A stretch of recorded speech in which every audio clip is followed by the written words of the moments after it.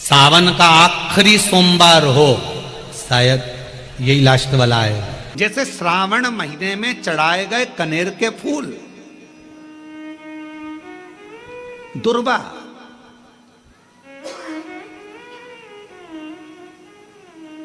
और हम सबसे कहेंगे, मान लो यदि कोई विशेष कोर्ट का केस चल रहा हो, कोई कोर्ट में कोई बातें चल रही हो, अदालत आदि में कोई कार्रवाई चल रही हो, कोई फाइल प्रशासनिक अधिकारियों के पास फंस गई हो और कुछ ना कुछ उसमें अपने को लगता है कि तकलीफ का प्रसंग है, तो हम कहेंगे शिव की आराधना करो, सत्यता पर जियो,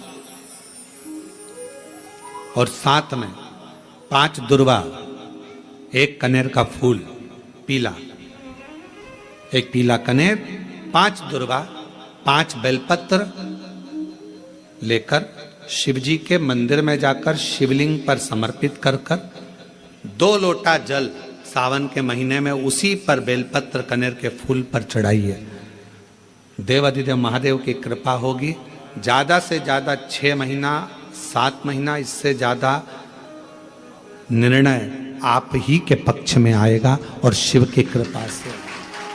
और इसमें एक बात और स्मरण रखें, जैसे कोई की प्रॉपर्टी है, कोई की जमीन है, और वो जमीन तुम्हारी कोई ने कब्जा कर ली, या तुम्हारा नाम नहीं हो पाई, या कोई उसमें लफड़ा हो गया, या तकलीफ आ गई और पैसा उसमें अटक गया, उसके लिए भी कनेर का पुष्प श्रावण महीने के जितने सोमवार आते हैं, रविवारी, सोमवारी और भोमवारी,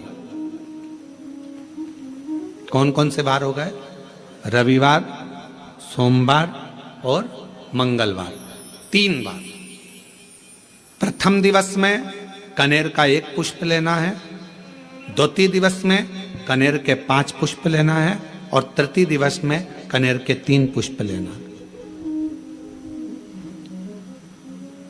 बेलपत्र 1-1 साथ में लेकर शिवजी को रविवार के दिन भी समर्पित करें, सोमवार के दिन भी समर्पित करें, और मंगलवार को 3 कनेर के पुष्प के साथ बेलपत्र लेकर बाबा को समर्पित करिए। कितना भी अटकी हुई प्रॉपर्टी होगी, कह दिया उसने मैं तेरे नाम प्लाट नहीं कराऊंगा और पैसा लेकर बैठ गया, या पैसा नहीं दे रहा है, या किसी भी रूप में वो अटका हुआ है, अगर सावन के 4 सोमवार पढ़े या 5 सोमवार पढ़े, आपने ये प्रत्येक सावन के सोमवार के पहले, फिर से बोलो कौन सा बार?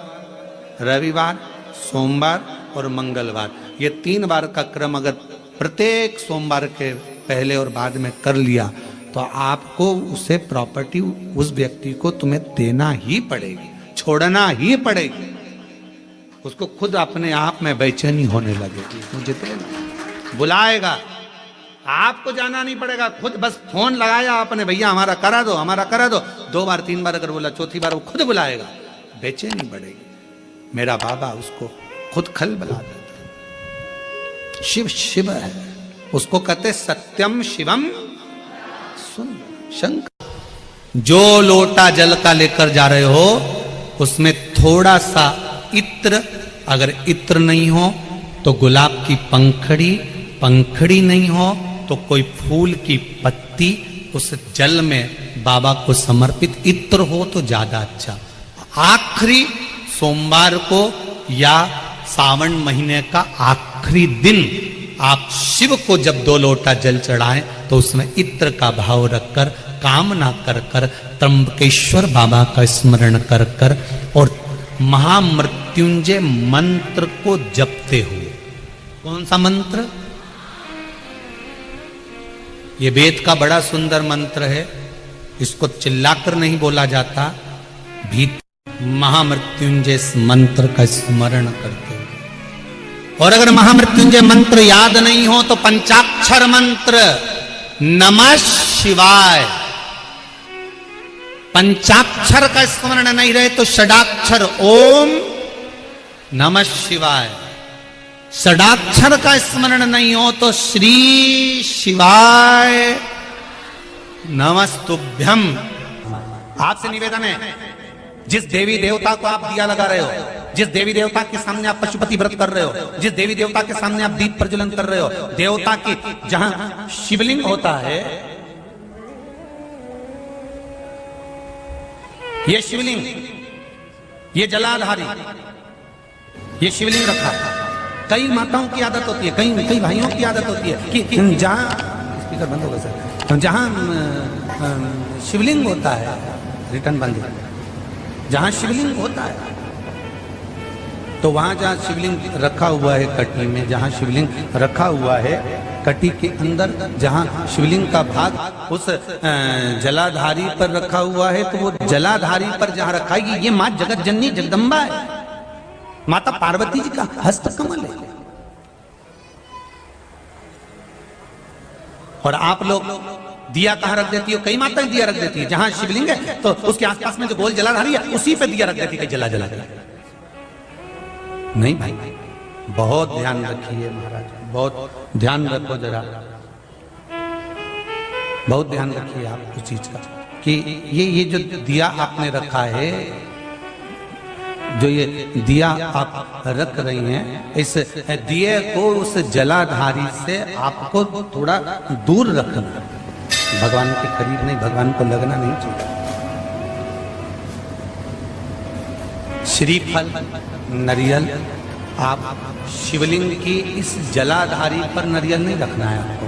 जो विराम उद्यापन करते हो आप लोग, पशुपति व्रत का जो नरियल है, भेंट है, वो शिव जी को छुआकर नीचे ना, इस जलाधारी पर नहीं रखना है, शिवलिंग पर नहीं रखना है, उसको छुआकर जलाधारी से दूर रखिए। आपने अगर जलाधारी पर रखा है तो उसका फल आपको नहीं मिल सकता, उसका फल बहुत बहुत ध्यान देना। पूजन पाठ में आप स्मरण में महाराज, पूजन पाठ और स्मरण में अगर आप ध्यान देंगे तो आपको पूजन का फल पूर्ण मिलेगा। पूजन का फल जब मिलता है तो आपके पूजन का क्रम श्रेष्ठ है।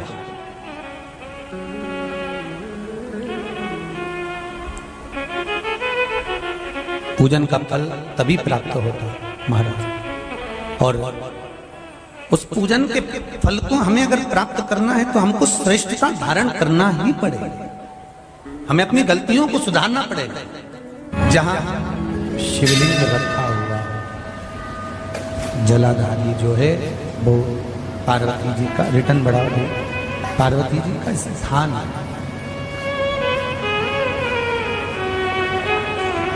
और उस जलाधारी पर कोई वस्तु, शक्कर ले जाओ या मीठा ले जाओ या आप कोई सामग्री लेकर जा रहे हो तो वो जलाधारी पर नहीं रखना। कहां रखना है आपको? उससे दूर। दिया कहां लगाना है? जलाधारी से भी दूर। फूल चढ़ाओ, पत्ती चढ़ाओ, अक्षत चढ़ाओ, मूंग चढ़ाओ, तुम्हारी मर्जी पड़े। जो सामग्री आप भगवान की सेवा की, चंदन, अबीर, गुलाल जो लेकर गए हो वो शिवलिंग पर, जलाधारी पर सब लगाओ, सब चढ़ाओ, इत्र भी चढ़ाओ।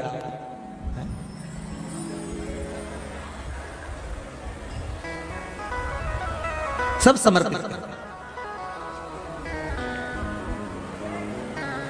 पर उस जलाधारी से थोड़ी दूरी बनाकर, उससे थोड़ा दूरी बना लें, उसके बाद आप रखें महाराज। थोड़ी सी दूरी बनाकर अगर रखेंगे, कटोरी में घी और एक कटोरी में खीर शंकर के सामने रख देते हैं। भगवान शंकर के मंदिर पर चौखट पर घी का दिया लगा देते हैं। शंकर जी की चढ़ी हुई एक बेलपत्र साथ में रखें और एक बेलपत्र को उठाकर शंकर जी के मंदिर की चौखट पे ही बैठकर चबा चबा कर खा लेते हैं। जो एक बेलपत्र लेकर आए हैं वो अपने पति को खिला देते हैं। कहते हैं पुत्रदा एकादशी के दिन ये कर लेने पर संतान की प्राप्ति हो जाती है, पुत्र की प्राप्ति हो जाती है। महापुराण की कथा कहती है, आप अगर विश्वास रखे हो, सफेद आंकड़े की जड़, जिस नारी का संतान नहीं हो, गर्भ नहीं ठहरा हो, सफेद आंकड़े की जड़, जिस देव अधिदेव महादेव की कथा जिस तुम्बरुका जी ने श्रवण कराई है, शंकर भगवान जिनके सामने बैठकर शिव पुराण की कथा सुन रहे हैं, उन तुम्बरुका जी का नाम लेकर शिवलिंग पे से 21 बार घुमाकर मंदिर में ही कमर पर 7वें दिन रजस्वला धर्म के जो बांध लेता है और एक पीपल का पत्ता अवधूतेश्वर महादेव का नाम लेकर शंकर पर चढ़ाकर उसको गाय के दूध में उकाल कर रात्रि को दोनों पति पत्नी